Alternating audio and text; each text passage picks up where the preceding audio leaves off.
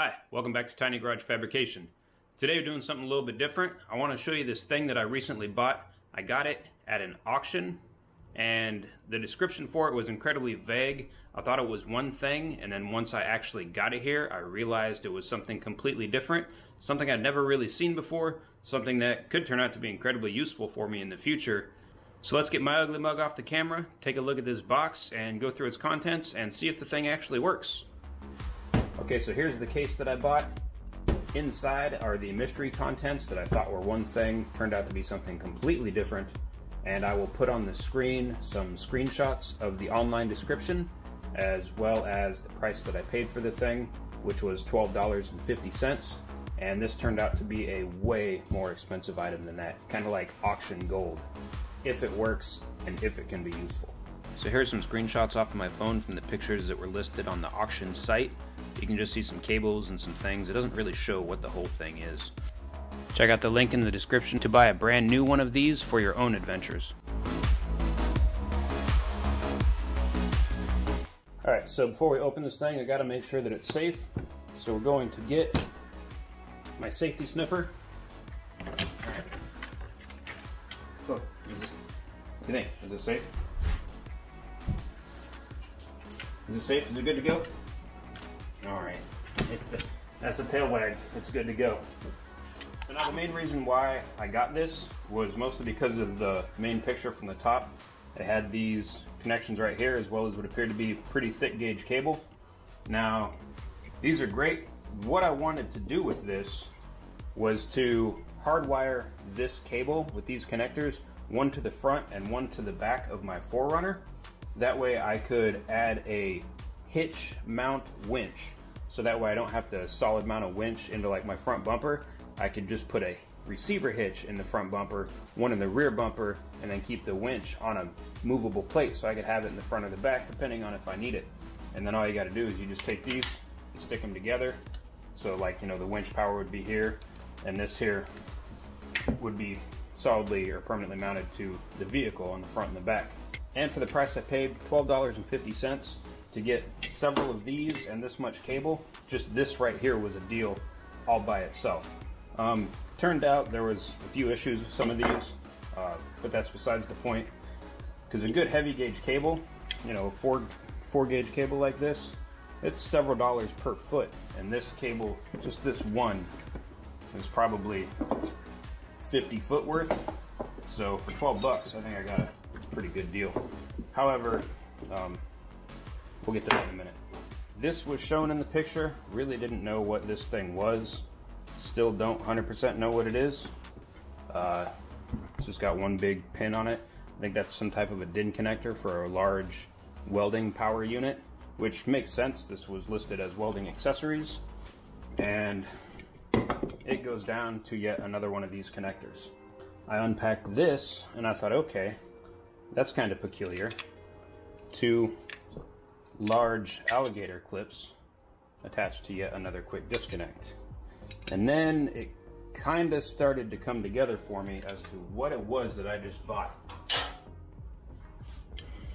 One more quick disconnect. This has got a bunch of janky wires hanging out of it. Not really sure what all this is about. I'll have to figure that out.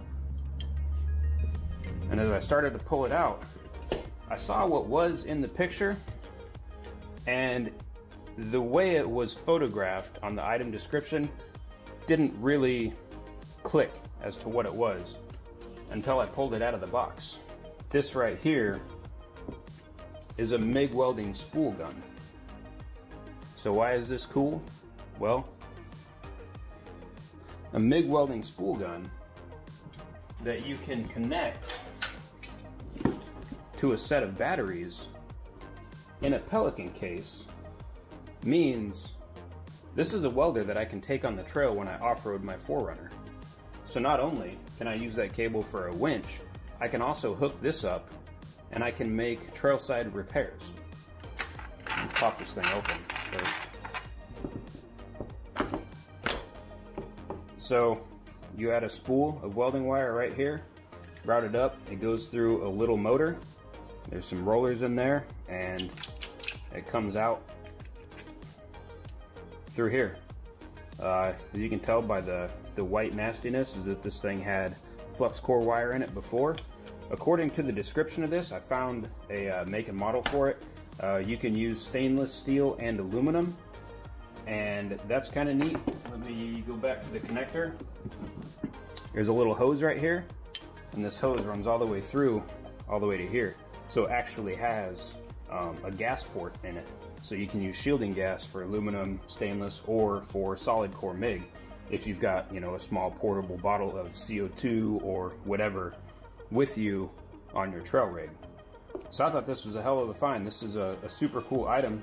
I've heard about people hooking up 2, 3, 4 car batteries in series and using them to power a stick welder, you know, DC stick. But this right here is DC MIG, and it works the same way. Fits in a little Pelican case, has all the quick disconnects. Pretty cool item. So I'm gonna go through, I'm gonna clean this thing up a little bit, and then I'm gonna put a couple batteries together, and we'll see if we can't weld something. Now, I have no doubts about the authenticity of this thing and the fact that it was used, judging by the amount of dirt that's on the case. This clearly was taken off-road. I already showed you the flux core spatter. I found this to be interesting too. As I was unpacking this, I found this little guy. Now, I feel kind of bad for this little dude. He must have made his way inside the case while out off-roading, and then it probably got shut, and the little dude just didn't make it. So we'll figure out a good funeral for the guy. So whoever put this together, they definitely got pretty overzealous in their cable stripping. I don't know why they thought this was a great idea, and it really came to fruition on this one here. So they had this thing assembled, and these wires clearly made contact at one point or another, and they melted together like that. So my option is to get new terminals and recrimp them, or just kind of figure this mess out and add good solid heat shrink over this, you know, 3.5, 4-inch section, which is probably what I'll do temporarily. Eventually I will cut this off, get new terminals, as soon as I figure out exactly what it is I need to do, or exactly which parts I need to order. Now I'm tearing this apart, cleaning it up, checking that all the connections are there, that nothing appears obviously broken. So I'm going to plug this thing in and use it. I don't want to get injured. Now I'm adding some flux core 030 wire to it, and I want to make sure that my tip is also a 030 tip. Camera doesn't pick it up, but that's what I'm trying to show you there. I like any spool gun setup. The spool goes in, the wire goes through the rollers, comes out the tip. Pretty simple to set up, fairly self-explanatory. I did download the user manual for this equipment from the Ready Welder website, so I did have an idea of what I was doing prior to getting into it.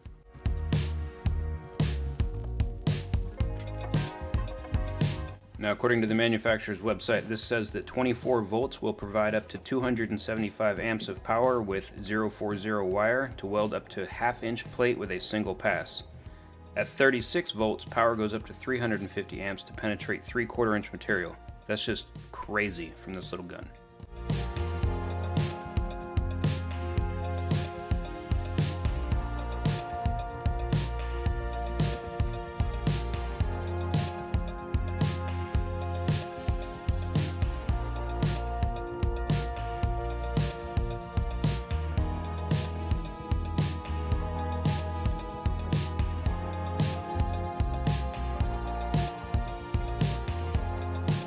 This is where I learned some kind of hands-on. When it was energized and I was pulling the trigger, the wire was not feeding out. The wire speed selector on the side, that little red knob, didn't seem to be doing anything, and then I realized that the thumb screw that holds the halves together is the spool tension nut. So the tighter that's cranked down, the harder it is for it to feed the wire.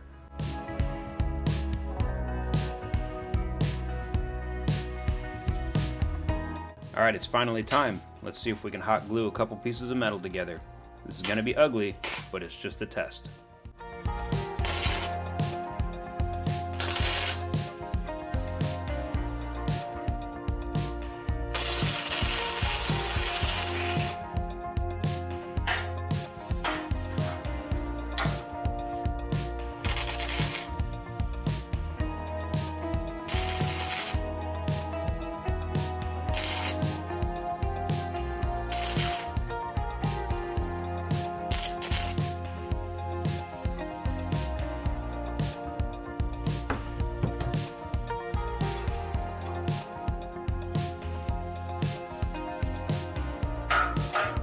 I decided to test how well these very simple and not very well executed tack welds were, so you can see me struggling to rip these things apart.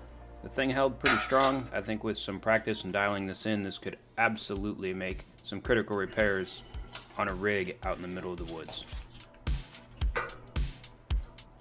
Yeah.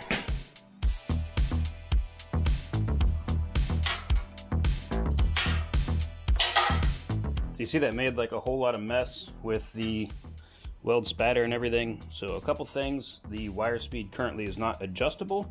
It only works when it's turned all the way up. So it probably needs to be lubricated or cleaned or something. I'll figure that out later. Also, flux core does make, I'll say uglier welds. Now, like I said, this does have that gas line that runs in, and this adapter was included in there. And it's pretty cool. So all I do is this here would plug into the output of a regulator and then go in through that little hose. There we go. Yeah, so this little hose right here, just plug that in, screw it to the output of a regulator, and now you've got a shielded gas MIG weld.